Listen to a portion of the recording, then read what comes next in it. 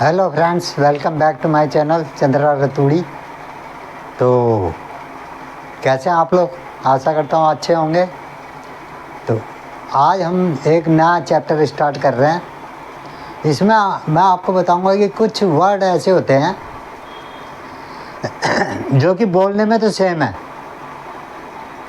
जैसे कि hair. Hair का मतलब क्या होता है? यहाँ कम हेयर बोलते हैं ना। एक हेयर होता है लेकिन बोलते दोनों को हेयर है। तो ऐसे कंफ्यूज जो करते हैं, कंफ्यूज वर्ड, आज उसी के बारे में हम बात कर रहे हैं। तो आपको मैं बताता हूँ कुछ वर्ड जो इनका बोलना सेम होता है, लेकिन उसका अर्थ जो है, उसकी मीनिंग जो है अलग अलग होती है। तो मैंने यहाँ पे लिखा है वर्ड्स विच कॉमनली कन्फ्यूज। ऐसे वर्ड जो कि कन्फ्यूज करते हैं, भ्रमित करने वाले, सब भ्रमित करते हैं, जो कि यार ये क्या आ गया। तो ऐसे कई शब्द होते हैं, कई वर्ड ऐसे हैं जिनका मीनिंग अलग होता है लेकिन बोलने में सेम होते हैं।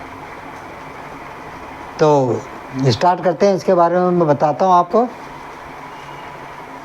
देखो, जैसे ANT आंट। आंट का मतलब क्या होता है? चींटी। आंट का मतलब चींटी। ANT aunt. आंट का मतलब चींटी। It is a black ant. मैंने जो है एक एग्जाम्पल देके भी आपको समझाया, जैसे it is a black ant, ये काली चींटी है। ठीक है। अब आंट का मतलब होता है चाची, चाची, ताई, हैं? इंग्लिश में सभी को आंट कहते हैं। तो आंट का मतलब चाची। दोनों को आंट बोल रहे हैं लेकिन है अलग अलग। एक का मतलब है चींटी, एक का मतलब है चाची। चाची, ताई, मामी। तो आई रेस्पेक्ट माई आंट। मैं अपनी आंटी की रेस्पेक्ट करता हूँ। अच्छा, अब ऐसे ही एक हो गया ना हमारा आंट। अब दूसरा है बी।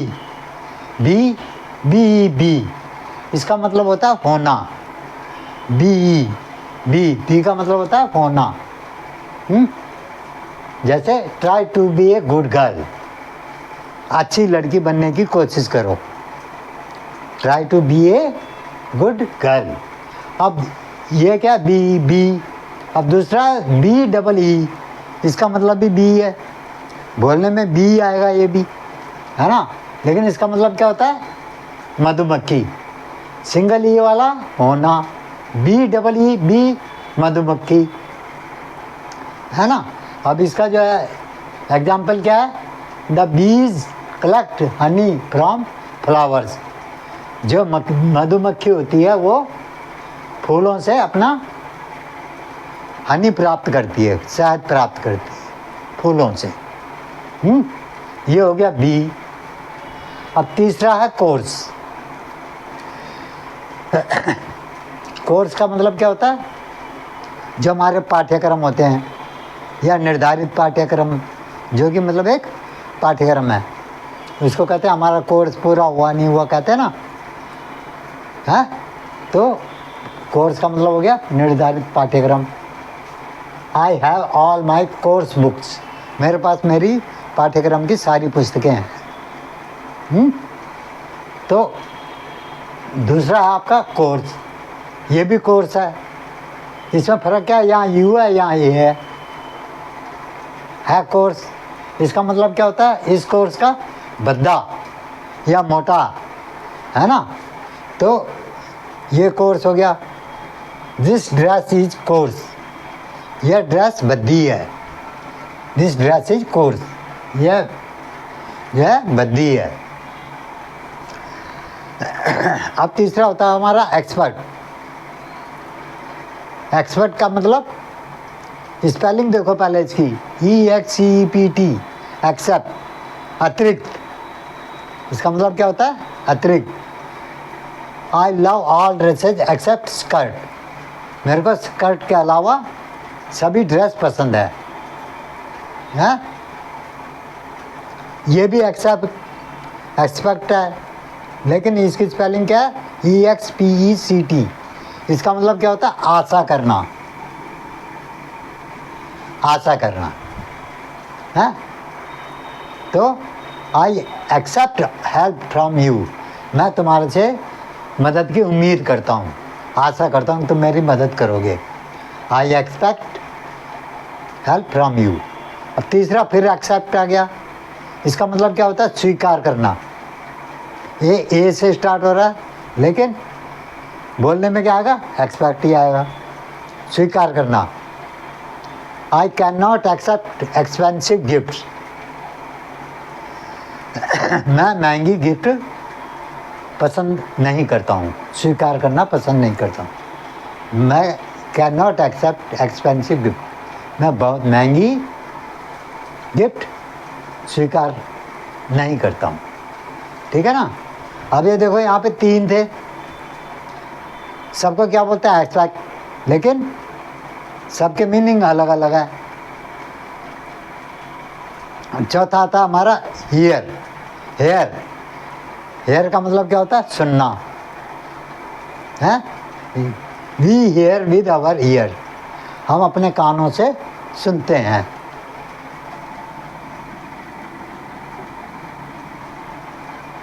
हम अपने कानों से सुनते हैं। दूसरा फिर हेयर। अब यहाँ स्पेलिंग में ये HAIR, हेयर, इसका मतलब क्या हुआ? बाल। शी हैज़ लॉन्ग हेयर, उसके लंबे बाल हैं। फिर तीसरा आ गया हेयर, इसका मतलब क्या होता है? यहाँ, हेयर, यहाँ। कहते हैं ना कम हेयर, यहाँ आओ। तो I will stay here for 2 days, मैं यहाँ 2 दिन रुकूंगा। I will stay here for 2 days, मैं यहाँ 2 दिन रुकूंगा। हो गया ना हेयर। फिर एक हेयर और होता है HARE, स्पेलिंग में वो है, डिफरेंस है, लेकिन बोलने में सब हेयर है। इसका मतलब क्या होता है? खरगोश। आई लाइक हेयर, मुझे खरगोश पसंद है, मुझे खरगोश पसंद है। फिर आता आपका फेयर। फेयर का मतलब क्या होता है? मेला, मेला, मेला लगता है ना, ट्रेड फेयर जैसे हो गया ये। Last Sunday we went to see a fair, पिछले इतवार को हम एक मेला देखने गए। फेयर, मेला देखने गए। लास्ट संडे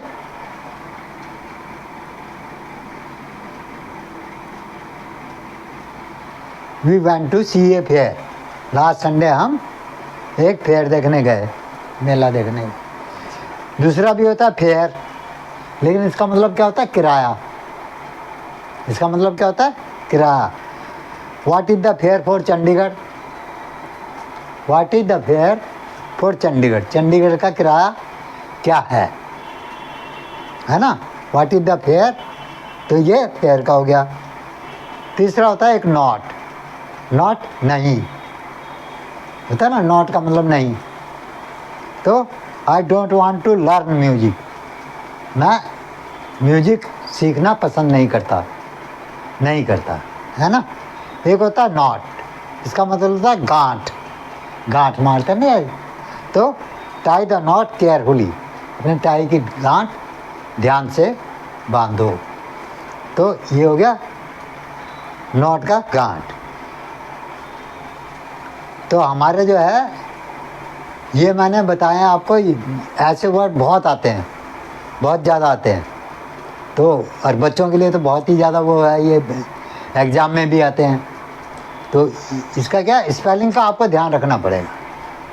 खाली स्पेलिंग में है, बोलने में सेम है। तो इसको हम कहते हैं कि वर्ड्स विच कॉमनली कंफ्यूज, जो कि हमारे कंफ्यूज करते हैं वर्ड हैं, या वर्ड्स फॉर डिफरेंट मीनिंग्स, इसको ऐसे ही बोल सकते हैं। डिफरेंट मीनिंग है, अलग अलग जवाब हैं, वर्ड सेम ही है, बोलने में सेम है ना। तो ये हमारे कुछ मैंने आपको करवा दी है। इसको हम हिंदी में कहते हैं भ्रमित करने वाले शब्द, जो भ्रमित करते हैं। तो हमारा ये हो गया। इसके बाद में मैं कुछ और भी वर्ड आपको दूंगा अच्छे अच्छे हैं। अभी तो इसमें मैंने थोड़े दिए, थोड़े से और दे दूंगा ताकि आप लोगों को प्रैक्टिस हो। तो आप लोगों में यार एक सबसे बड़ी दिक्कत क्या है कि आप लोग देख लेते हो लेकिन एक तो सब्सक्राइब नहीं करते हो। लाइक का बटन तो दबा दिया करो, और कमेंट तो बहुत ही कम आते हैं। 100 में से कोई एक आदमी कमेंट कर देता है। आप कमेंट करो यार, मेरे को बताओ तो सही कि कम है ज़्यादा है।